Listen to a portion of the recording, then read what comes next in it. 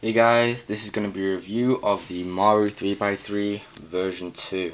I've had this cube for a couple of months. I bought it off speedcubeshop.com during the summer of 2011.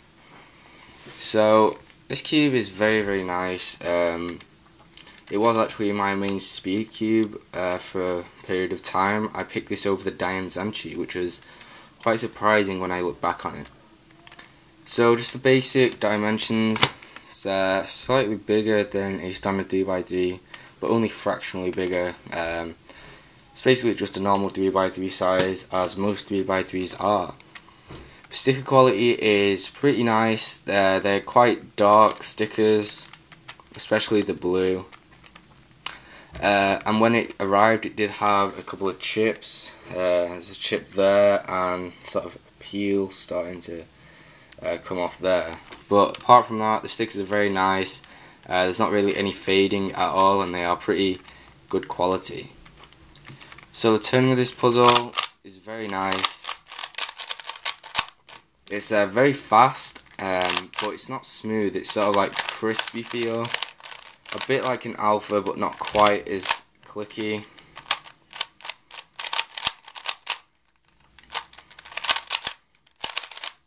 So it's very nice, it's very fast, and it does have quite a nice feeling. It kind of reminds me a bit of a very good Rubik's brand.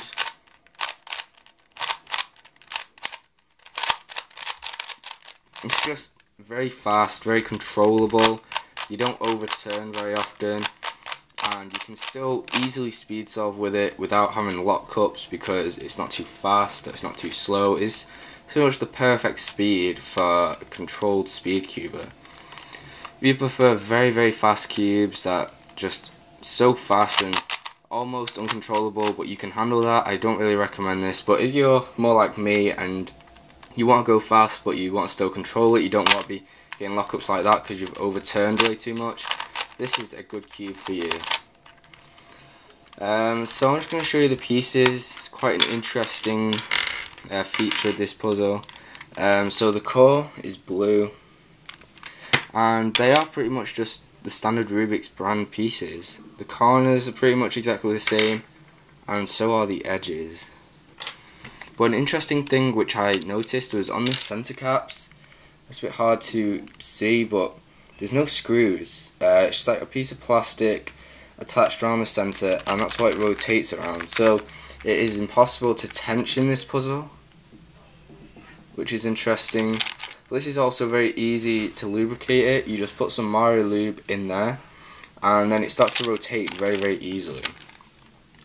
And this is a Maru product, and as you might have guessed, the Maru lube works very nicely in this. It speeds it up a lot. So the corner cutting of this puzzle isn't the best. You can do about half a cubie up almost line to line, just under. So anything within 1 cubie is very good, but line to line it can't quite do it. If this cube was tensionable, I think it would be able to cut corners a little bit better, because it is a little bit too tight for my liking. If I was to tension this, I would loosen it up quite a bit, and I think that would make it cut corners a little bit better. And another problem with this is some of the layers are uneven. They cut corners really well on this side, but on this side it's not as good, and you have to sort of force the cube. So that's a little bit of a downside on this, being unable to tension it.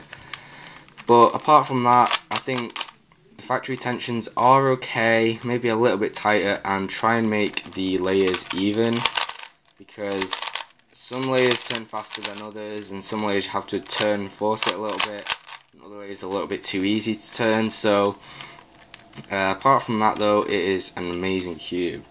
And if the Dian cubes weren't out, I would probably have this as a main speed cube.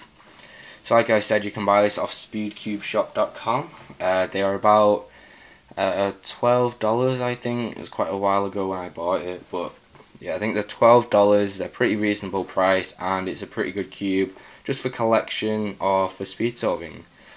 So thank you for watching my review. I'll see you in my next video.